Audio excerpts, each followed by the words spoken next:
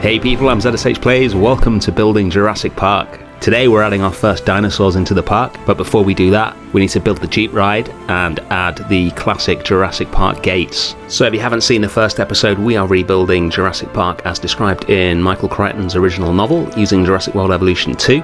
It's very similar to the film version but with more dinosaurs, which is always good. And as described in the book, the Jeep tour takes place on a road on raised terrain to improve the view for the guests. So we're going to put this in all the way around the island, taking in the separate areas that we created last week for each different habitat.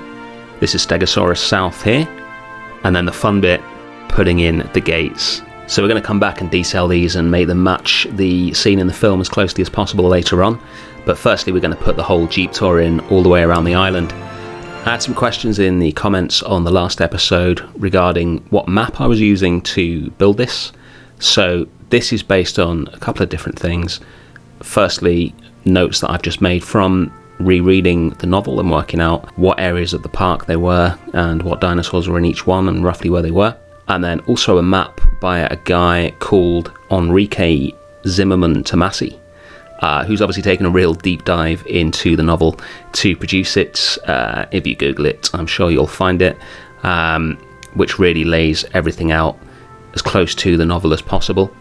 There are some restrictions on the map that I mentioned last week, so we're going to get it as close as we can to perfection. I also mentioned last week how the Jeep tour has to have a closed loop going from one side of the Jeep tour building to the other, so you can't just have a one-way road like they had in the novel and in the film, I think. So I have put in another road here which is going to take you through the sauropod swamp, but I've made it that the route follows exactly the route in the novel, and then when it gets to the loop at the very end in Stegosaurus South, it then goes on through the sauropod swamp and takes you back to the beginning. So it's still as close as possible to the novel. I was in two minds over how to build the road. In the film, at least, it is just sort of an electric track on a mixture of sand and mud. I think it is tarmacked in the novel, so I went with a mixture of both. And I'm using the sand to tie the road into the surrounding terrain, so it looks a bit more natural. So that's the Jeep tour put in. Let's get on now to building the actual entrance to the park. So the terrain painting is a lot of fun in this game, using fun in the loosest possible sense of the word. The inability to place trees exactly where you want them and just having to choose a type of terrain paint can be really frustrating, but if you put the time in, you can definitely get some really good results. So I spent a lot of time layering different terrain paints around here to get the exact effects that I wanted.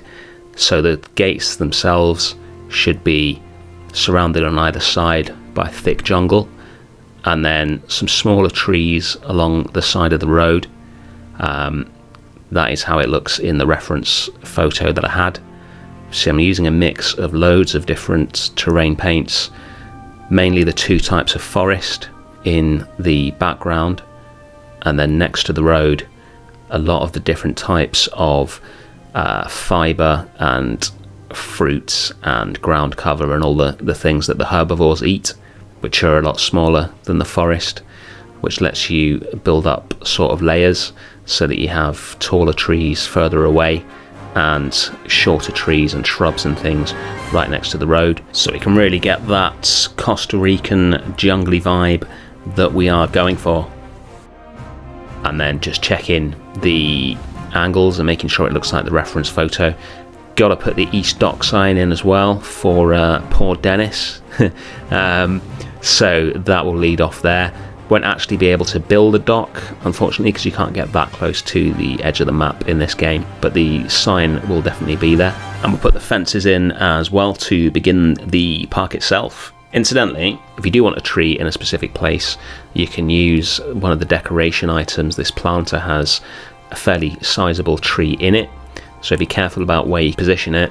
You can hide it amongst the other vegetation and squeeze some more trees in there, which is really useful. Now let's talk about the dinosaurs. So the habitat that we're going to be adding in today is Hypsilophodont Highlands, which is the first habitat that you see on the Jeep tour.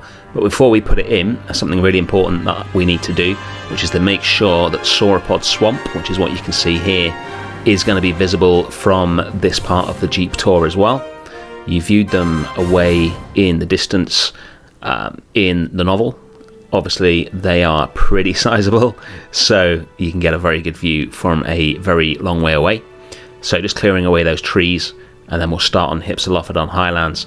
So in the novel there are two species of dinosaur in this paddock, Hypsilophodont itself and Othnielia, which lives up in the trees. Right now, and maybe this will change with DLCs, and I'll certainly be coming back and correcting any species that we can, but right now none of those dinosaurs are available in Jurassic World Evolution 2. But we do have a fairly closely related dinosaur, which is one of my absolute favourite dinosaurs, the Dryosaur. If you've not seen it yet, it is impossibly cute, which is a weird thing to say about a dinosaur, but it is, and it is closely related to the Hypsilophodonts. So we are going to add those into the park, and they will stand in for those at the moment. Almost all the dinosaurs in the novel are present in this game. Irritatingly, both of the first two that you see on the tour are not. So Michael Crichton describes the Othnielia as small, dark green dinosaurs. So we will be matching that with the Dryosaurus here. I'll be using the mangrove forest colouring, which is pretty light green actually.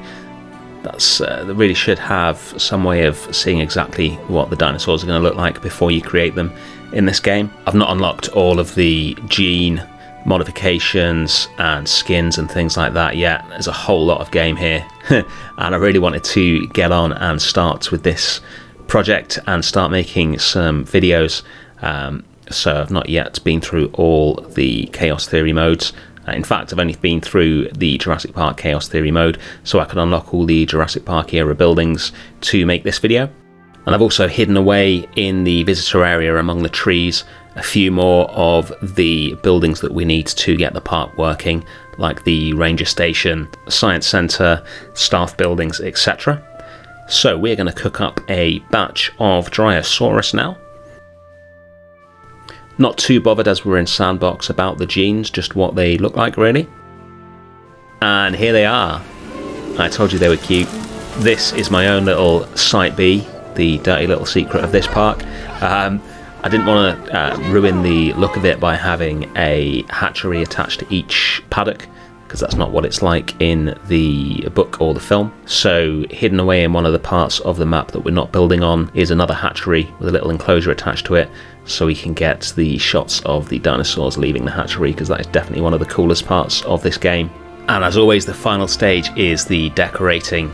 So loads of rocks into their habitat. I've got the herbivore sign so that the people in the Jeeps know roughly what they're looking at. Be a really good view of the dinosaurs from the road here. I think the final episode of this series is going to be a Jeep tour of the entire park from inside the Jeep and cinematics, etc. But this first habitat should look really good. Putting some sand in around the water to make the terrain look more natural. If you're new to this channel, normally I play Planet Zoo, so I spend a lot of time making terrain look natural. It's a lot more involved in Planet Zoo in terms of the things that you can do, but there are a lot of similarities with both games being made by Frontier Developments, so I think the experience of doing that in Planet Zoo has stood me in good stead for making the terrain look pretty decent in our park as well. Last few rocks around the entrance to really make this look as good as it possibly can, and then we will be into the cinematics where you can see the opening of Jurassic Park. Thank you so much for watching. Please subscribe if you haven't already so you can see the next one, and I will see you next week when we continue to build Jurassic Park. Thanks for watching.